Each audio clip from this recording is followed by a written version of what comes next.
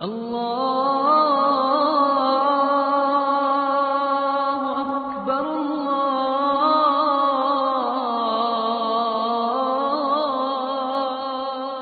اکبر۔ حضور سب سے زیادہ پیار ایمان سے کرتے ہیں، ایمان حضور کو محبوب تھا۔ اللہ کی بارگاہ میں دعا کی، اے اللہ ہمارے لیے ایمان کو محبوب کر دے اور ہمارے دلوں کی زینت بنا دے۔ یہ سب سے قیمتی اثاثہ جو ہمیں دیا گیا ہے وہ دولت ایمان ہے، سب سے قیمتی دولت ایمان ہے۔ جس طرح ہم باقی نعمتوں کا شکر ادا کرتے ہیں، ایمان کا شکر ادا کریں کہ یہ نصیب ہو گیا۔ آج ہم شکوہ کرتے ہیں یہ نہیں ہے، یہ نہیں ہے، یہ نہیں ہے، یہ نہیں ہے، بہت کچھ نہیں ہوگا، لیکن اتنی بڑی دولت جو ٹرمپ کے پاس بھی نہیں ہے وہ آپ کے سینے میں موجود ہے، جو امریکن صدر کے پاس بھی نہیں ہے وہ اللہ نے آپ کو عطا کی، کیونکہ یہ سب سے بڑی دولت ہے۔ تو شکر کرو اللہ نے ہمارے سینے میں ایمان کا چراغاں رکھا ہے، یہ ہمیں محنت سے نہیں ملا، اللہ اکبر، ماں کی گود سے مل گیا۔ باپ نے گٹی ہی حضور کے پیار کی تھی۔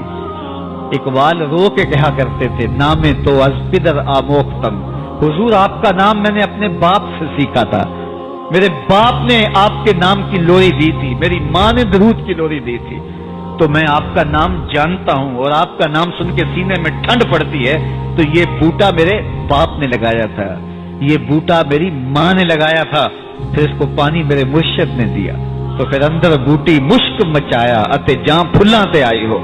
تو یہ کمال ہو گئی کہ مجھے بچپن سے یہ دولت ملی، یہ سعادت ملی، تو اس پر اللہ کا شکر ادا کرنا چاہیے۔ حضور کو ایمان کے بعد سب سے زیادہ محبوب عمل تھا نماز۔ سب سے زیادہ جس چیز سے حضور پیار کرتے تھے وہ نماز سے کرتے تھے۔ نماز حضور کے دل کا قرار ہے، حضور کے قلب کی ٹھنڈک ہے۔ جب حضرت بلال حبشی کو اذان کا کہنا ہوتا، حضور فرماتے تم یا بلال وارحنا بالصلاۃ، بلال اٹھو اور ہمارے دل کو راحت پہنچا دو۔ تو وہ اذان دیتے تو حضور کا دل ٹھنڈا ہو جاتا کہ اب رب کے حضور جھکنے کا وقت آ گیا ہے، اللہ اکبر، جھکنے کے لمحے آ گئے ہیں۔ تو حضور کو سب سے زیادہ محبوب اعمال میں نماز تھی۔ حضور کو امت کی تخفیف پسند تھی کہ میری امت پر احکام سوکھے ہوں، میری امت پر مشکل نہ آئے۔ حضور نے امت کے لیے 50 سے 5 نمازیں کروا لی کہ میری امت مشکل میں نہ پڑے۔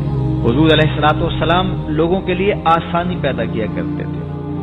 جب نماز پڑھاتے، حضرت جابر بن سمورہ کہتے ہیں میں حضور کے پیچھے نماز پڑھتا تھا، حضور کا خطبہ بھی سنتا تھا، حضور کے خطبے بھی زیادہ لمبے نہیں ہوتے تھے، حضور علیہ السلام کی نماز بھی زیادہ لمبی نہیں ہوتی تھی، مختصر قرات کرتے جب لوگوں کو نماز پڑھاتے، اور جب تنہا پڑھتے پھر اتنی لمبی نماز ہوتی کہ میرے مالک نے کہا اے چادر اوڑھنے والے، ساری رات جاگا نہ کر، کبھی سو بھی لیا کر۔